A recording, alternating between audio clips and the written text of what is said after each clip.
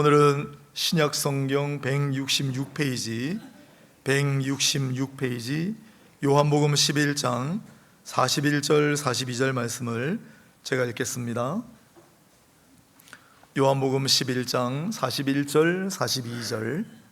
돌을 옮겨 놓으니 예수께서 눈을 들어 우러러 보시고 이르시되 아버지여, 내 말을 들으신 것을 감사하나이다.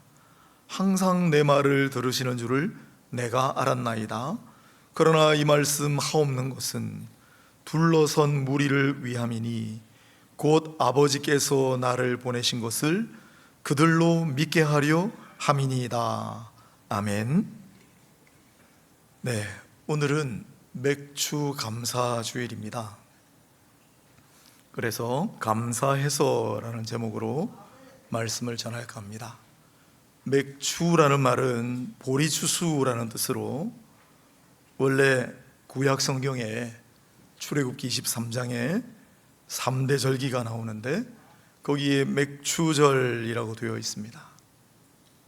언제냐면 6월절이 지난 돌아오는 안식일 바로 그 다음 날을 초실절이라고 불러요. 레위기에 나옵니다. 그 초실절은 초실이니까 첫 곡식을 하나님 앞에 드리는 날인데, 그 초실절로 세워서 7749 49일이 지나 50일째 되는 날이 보리추수한 날을 기념하여 하나님 앞에 예배를 드리는 날입니다. 그래서 이 날을 77절이라고 하기도 하고 오순절이라고 하기도 하는데, 보리추수니까 맥주절로 처음에는 등장하죠. 하반기에도 수장절이라고 하는 절기가 있습니다. 거두어서 저장한다. 추수감사절이죠. 그래서 이스라엘은 상반기에도 추수감사절을 지내고 하반기에도 추수감사절을 지냈던 셈인데, 오늘날 현대교회 가운데 특별히 개신교 진영에서 이처럼 상반기 한번 하반기 한번 두 차례에 걸쳐 감사절이 존재하는 경우는 드뭅니다. 더군다나 추수절기잖아요. 오늘날 우리가 사는 이곳은 거의 도시화가 되어가지고 농사 짓는 분들이 많지 않을 뿐더러 더 이상 농경문화라고 부를 수가 없는 이 시대에 좀 맞지 않는 그런 절기다. 그래서 맥주절을 이제는 삭제해야 된다는 의견도 만만치 않습니다. 또 저는 신학자니까 신학적으로 볼 때 구약의 절기를 우리 신약의 교회, 더더군다나 우리는 개혁교회인데 구약의 절기를 그러다가 우리가 이렇게 지키는 것이 가한가? 라는 입장이 만만치 않습니다. 하지만 한국교회의 맥주절에는 가슴 아픈 역사의 기억이 있습니다. 그건 이스라엘 절기도 마찬가지예요. 그냥 하나님이 딱 정해가지고 지켜가 아니라 이 사람들의 애환이 서렸거든요. 우리도 마찬가지인데, 한국교회에 개신교 복음이 들어오던 무렵 교회가 막 이제 세워질 때 일제강점기와 한국전쟁기를 겹쳐야 했습니다. 그래서 해마다 연례 행사처럼 찾아오는 게 있었는데 그게 보릿고개였어요. 한 신문에 보니까 그 옛날 우리 어른들이 보릿고개를 대관령보다 높고 호랑이보다 더 무섭다라고 하셨다는데 저는 잘 모르죠. 문헌에 읽어서 아는데 대부분 풀뿌리와 솔잎과 소나무 껍질이라도 먹고 쌀아기를 나물의 묽은 죽에 띄워 먹으며 연명을 했는데, 그나마 이것마저 제대로 먹지 못하는 많은 사람들이 결국 이 고갯마루를 넘지 못하고 하늘길을 떠났다고 하니 참으로 가슴 아픈 우리 역사의 애환이 있습니다. 그리고 6월에 보리추수가 이제 찾아와요. 그래서 이 보리추수를 하고 난 다음에 7월 첫 주에 우리 맥주감사주의를 하잖아요. 이 맥주감사절은 그때 드리는, 하나님께 드리는 헌금은 남은 자들을 살리는 생명줄을 주신 걸 너무 감사해서 목숨값처럼 드린 헌금이었습니다. 보리를 거두어서 성미를 바쳤잖아요. 목회자 가정이 대부분 그 보리 성미로 목숨을 이어갔습니다. 이런 역사적인 의미가 있기 때문에 우리가 이 맥주 감사절을 언제까지 지킬지는 모르겠으나 지키는 동안에는 그 마음, 우리 이제 농경 문화가 더 이상 아니잖아요. 의미가 퇴색될 수밖에 없지만 감사하는 마음은 똑같지 않습니까? 우리를 살려주신 은혜, 우리의 목숨줄을 이어가게 하신 은혜. 그래서 우리 옛 신앙의 선배님들은 맥주 감사 헌금을 드린 거예요. 우리도 반년 동안 하나님 은혜로 살지 않았습니까? 우리의 생명줄을 이어주신 게 하나님 아니십니까? 그 마음은 다를 바가 없다고 생각합니다. 오늘 맥주 감사주의를 맞아 그런 마음으로 하나님 앞에 나아가시기를 바랍니다. 이 구약의 맥주 감사든 한국의 맥주 감사든 이와 같이 너무 감사해서 일어난 반응 혹은 너무 감사해서 취한 행동이라고 하겠습니다. 어디서 비롯되었는가? 그건 전부 예수님을 찾아야죠. 이런 감사를 예수님도 당연히 보여주셨습니다. 언젠가 한번 예수님의 감사라는 제목으로 맥주감사주일인지 추수감사주일인지 설교를 한 것 같은데, 예수님의 감사, 여러분 어떻습니까? 예수님은 늘 감사하며 사셨겠죠. 하지만 예수님의 감사라는 말이 성경에 몇 번 안 나옵니다. 늘 감사하셨지만 입을 통해서 감사라는 말을 많이 안 하셨을 수도 있고 기록을 3번만 했을 수도 있는데, 그만큼 귀한 고백이 예수님의 감사고, 첫 번째는 하나님 이 비밀을 똑똑한 채 아는 자들이 아니라 어린 아이들에게 알려주셔서 감사합니다, 거기 나와요. 그런데 그 감사하고 오늘 본문에 볼 감사하고는 단어가 다르기 때문에 더 중요한 단어는 오늘 본문에 나온 단어.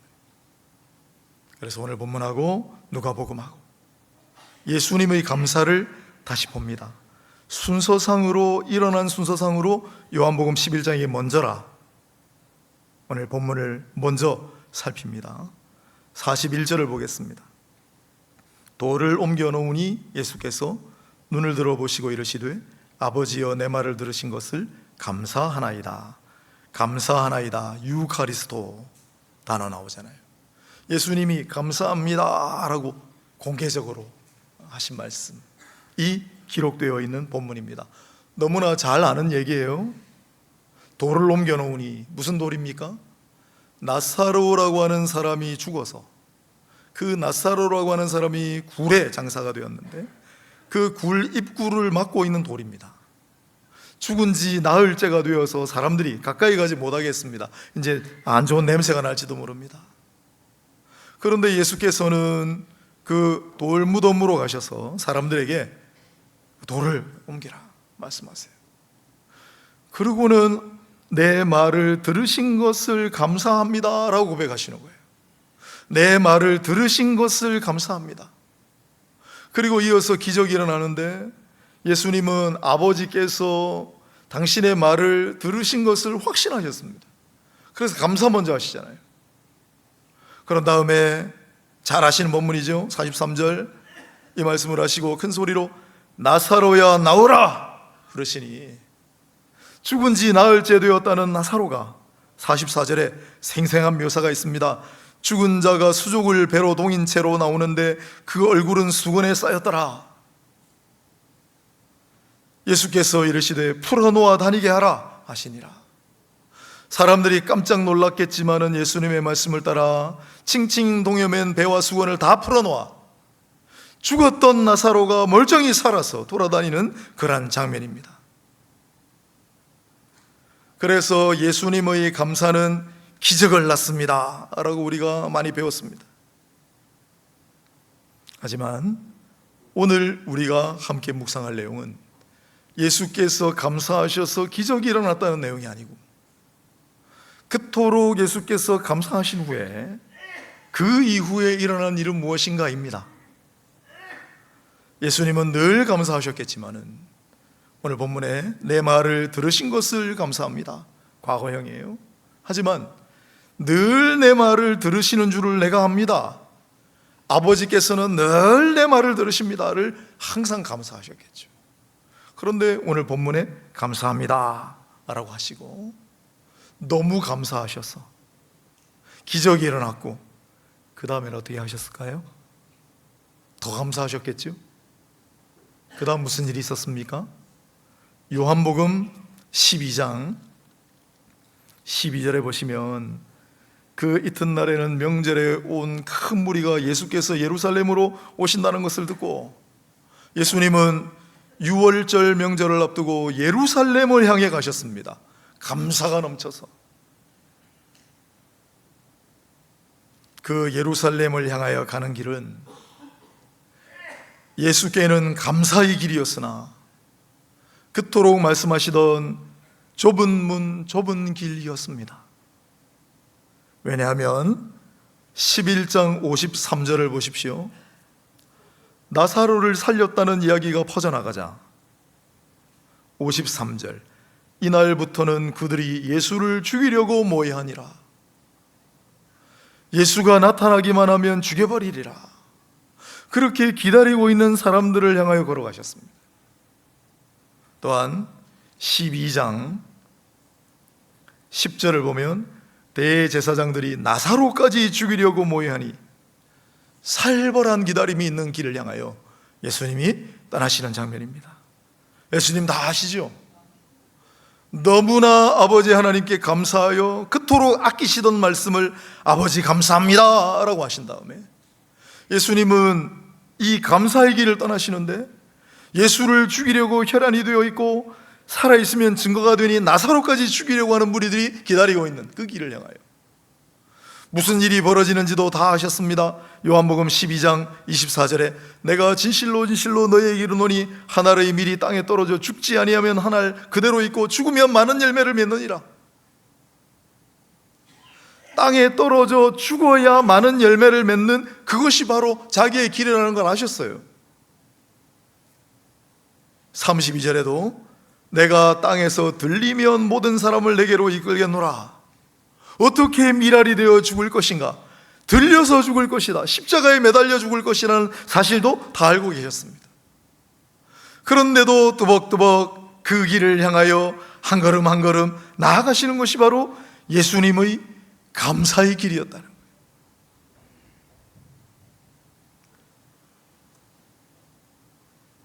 그런 주님의 모습을 보고 영향을 받은 사람들이 있습니다. 먼저 성경의 인물부터 소개하면 당연히 바울을 들 수 있죠. 오늘 제가 예배 시작할 때 읽은 거 디모데전서에 나오는 구절인데 바로 같은 장에 디모데전서 1장에 바울의 감사 고백이 있습니다. 디모데전서 1장 12절 나를 능하게 하신 그리스도 예수 우리 주께 내가 감사함은 주님 감사합니다 풀어서 설명하면 그 뒤에 이어지는 구절에 유명한 그 말씀이 나옵니다. 내가 죄인 중에 괴수라. 죄인 중에 괴수와 같은 나를 용납하시고 나를 위대한 사명을 맡기셔서 능력 부어주셔서 지금까지도 감당하게 하신 우리 주님께 내가 너무나 감사합니다. 그 너무나 감사해서 디모데 후서에 유언으로 남긴 서신에 바울은 자기가 이런 길을 걸어왔다고 고백합니다. 전제와 같이 내가 벌써 부어지고 나의 떠날 시각이 가까웠도다. 나는 지금까지 선한 싸움을 싸우고 나의 달려갈 길을 마치고 믿음을 지켰으니 바울은 너무나 감사했기에 자기 목숨조차 아끼지 아니하고 선한 싸움을 마다하지 않고 험난했지만 믿음의 길을 내달렸다고 고백합니다. 베드로도 마찬가지였고 야고보도 마찬가지였습니다. 자신을 용납해 준 하나님의 은혜가 너무 감사해요. 특별히 너무나 감사해서 우리도 주님의 길을 가겠습니다 했던 분들이죠. 성경 밖의 인물로는 손양호 목사님을 들지 않을 수 없습니다. 손양호 목사님은 사역을 우리 부산에서 하셨기 때문에 우리가 많이 생각해야 합니다. 1948년 10월 좌익 세력의 손에 의해 두 아드님 손동인, 손동신을 잃었습니다.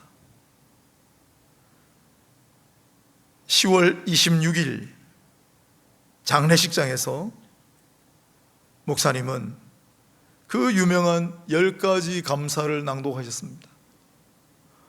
아니, 금쪽 같은 아들 둘을 잃었는데 뭐가 감사할 일입니까? 무슨 감사 제목이 10가지나 된단 말입니까? 그것도 너무나 놀라운데, 손 목사님은 너무나 감사해서 말로만, 입으로만 감사한 것이 아니라 그 이후에 아무도 상상할 수 없는 감사의 길을 걸으셨어요. 사형 집행을 앞두고 있는 두 아들을 죽인 안재선을 따님을 보내서 찾아가 탄원을 했습니다. 살려달라고. 그리고 극적으로 풀려난 안재선을 양아들을 삼았어요. 그리고 부산에 있는 고려 성경신학교에 보내 전도사로 키웠습니다. 1950년 9월 28일 손 목사님은 공산군에 의해 순교하셨습니다. 그때 상주 노릇을 하며 누구보다도 가장 슬퍼했던 이가 안재선인데, 양아들, 그는 세상을 떠나기 전에 손 목사님의 따님이신 손동희 권사님에게 이렇게 말했습니다. 천국에 가서 이제 두 오빠에게 무릎 꿇고 사죄하겠다.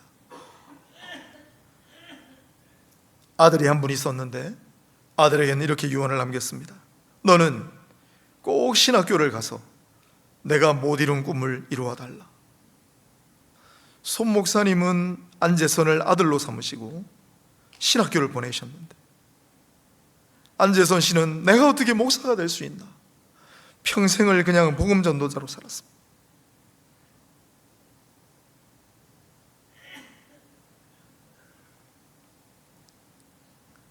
그래서 아들에게 내가 못다 이룬 꿈을 너가 이루어달라. 그래서 그 아들이 목사가 됐어요.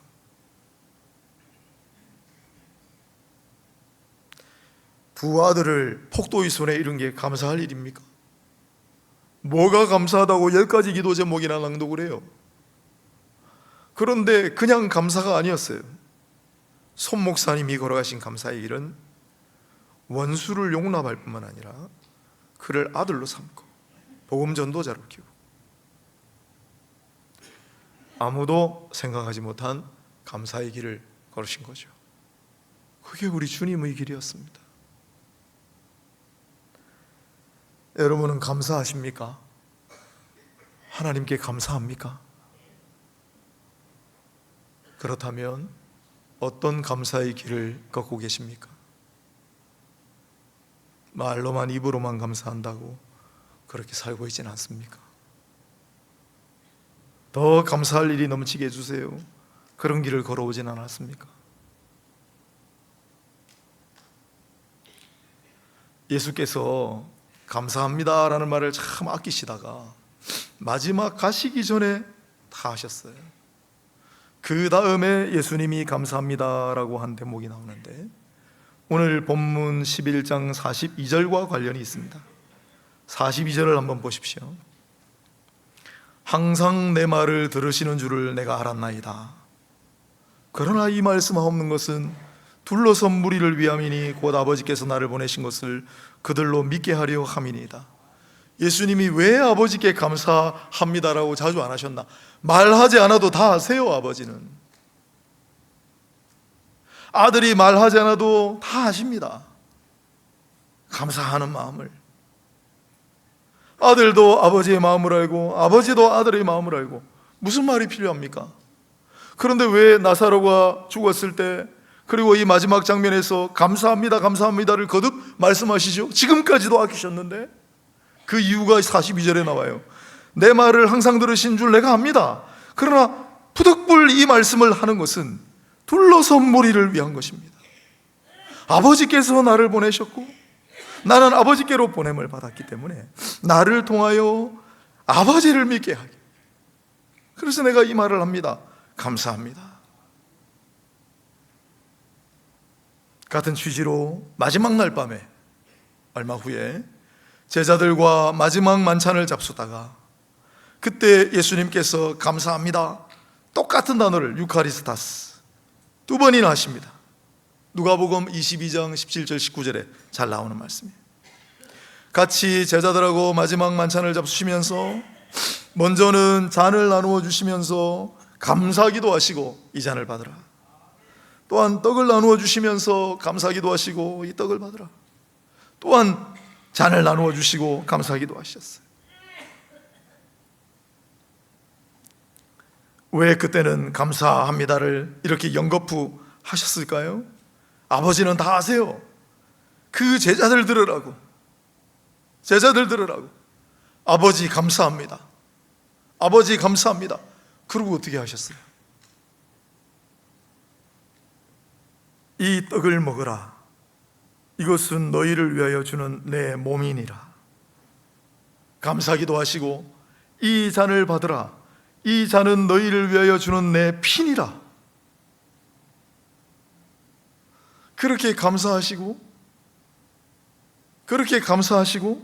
너무 감사해서 예수님은 그 다음날 십자가를 지시고 진짜 그들을 위하여 몸을 내어주시고 피를 내어주셨어요.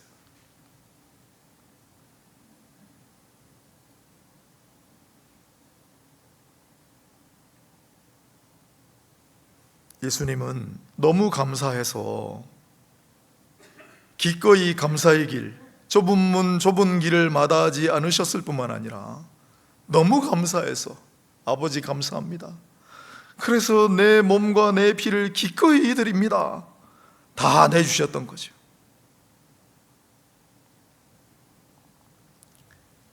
국가보훈처는 지난 2023년에 한미 참전용사 10대 영웅을 발표했습니다. 한국 사람, 미국 사람 다 합쳐가지고 우리 한국전쟁 때 10대 영웅. 그런데 그 가운데 부자가 포함되어 있어요.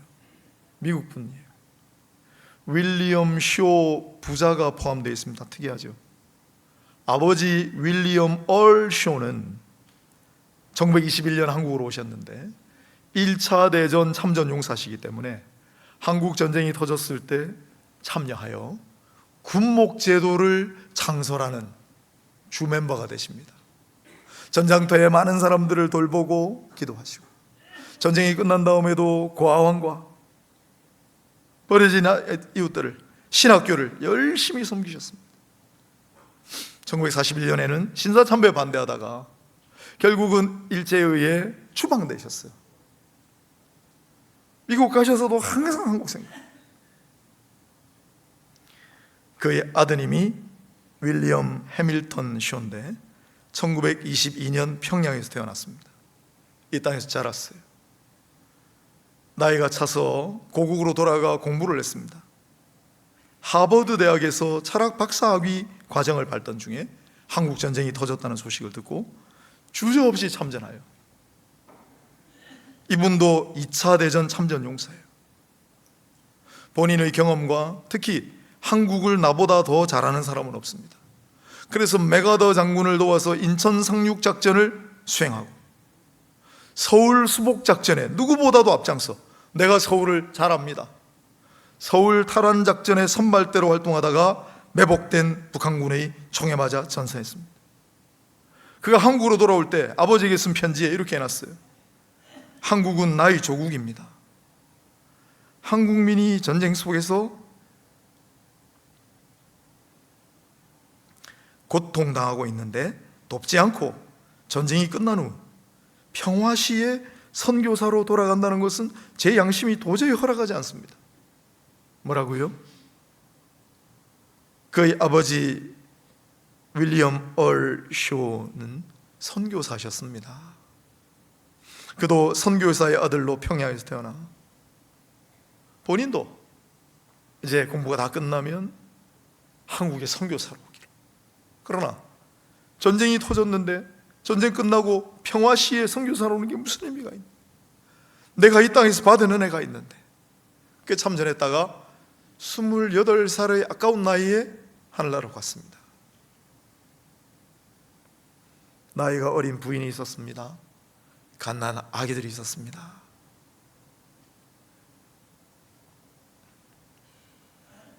아들이 죽고 난 다음에도 선교사님, 아버지 선교사님은 오랫동안 한국에 남아 계셨어요. 다시 돌아오셨거든요. 주방 나간 다음에 1961년까지 이 땅에서 몸이 움직이는 한 섬기고 또 헌신하시다가 다시 이제 귀국하셔서 하늘나라 가셨죠.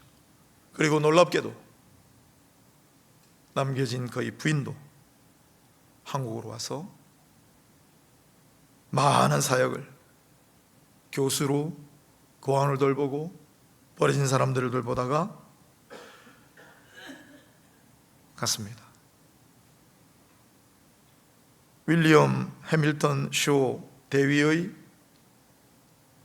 자녀들도 전부 한국으로 와서 섬겼습니다. 감사해서.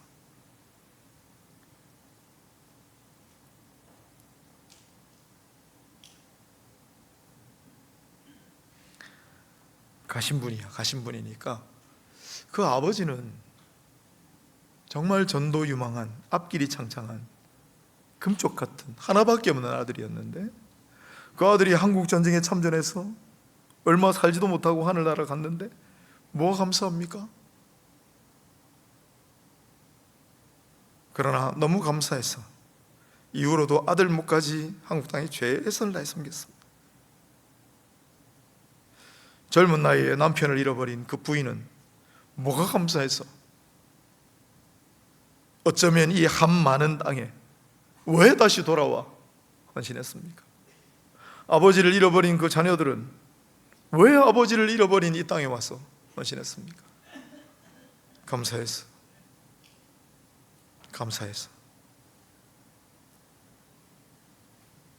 우리 주님의 감사는 우리의 감사와 비슷하다고 생각하시겠지만, 그러나 감사하셔서 감사의 길을 가셨고 너무 감사하시기 때문에 당신의 모든 것을 다 내주셨어요. 그를 따르고 같은 길을 가고자 하는 사람들도 많이 있었습니다. 제가 여쭤볼게요. 여러분 감사하십니까? 하나님께 감사합니까? 뭘 드리겠습니까? 어떤 감사의 삶을 살기를 원하십니까? 오늘 맥주감사주일입니다. 맥주감사주일도 비슷합니다. 저는 오래전에 보릿고개가 있을 때 맥주감사주일 이날은 하나님 앞에 참 감사하여 헌물을 드리고 했지만 눈물바다가 되었을 거라고 생각합니다. 왜요? 이번 보릿고개를 넘지 못하고 내 어린 것이 하늘나라로 갔을 가능성이 있습니다. 연로한 우리 부모님이 영양실조로 결국은 그 고갯길을 넘지 못하고 하늘나라로 가셨을 겁니다. 내 이웃이, 벗들이, 앞서간 사람들을 생각하면서 그래도 남아있는 자로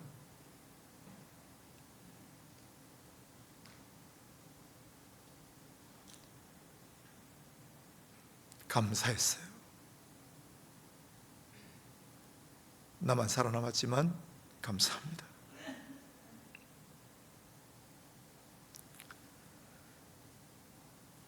오늘 맥주감사주의를 맞아 사실 맥주감사주의를 계속 지내야 되느냐 말아야 되느냐 앞으로도 계속 논란이 있겠지만, 그러나 여기에 담겨있는 이 마음만은 잊지 마시고 오늘 우리가 함께 묵상했던 감사의 길, 감사의 삶 살아가시기를 바랍니다.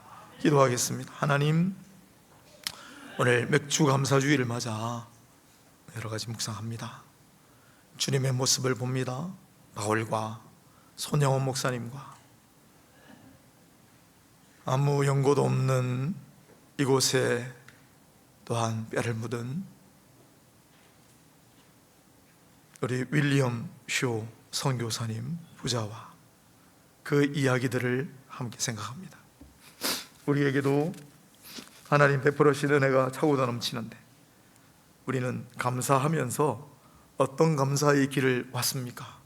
앞으로 우리는 어떤 감사의 길을 가겠습니까? 우리는 어떤 감사의 삶을 살아왔습니까? 어떤 감사를 주님께 바쳤습니까? 생각하며 나아가는 우리 모두가 되게 하옵소서. 예수님의 거룩하신 이름으로 기도합니다. 아멘.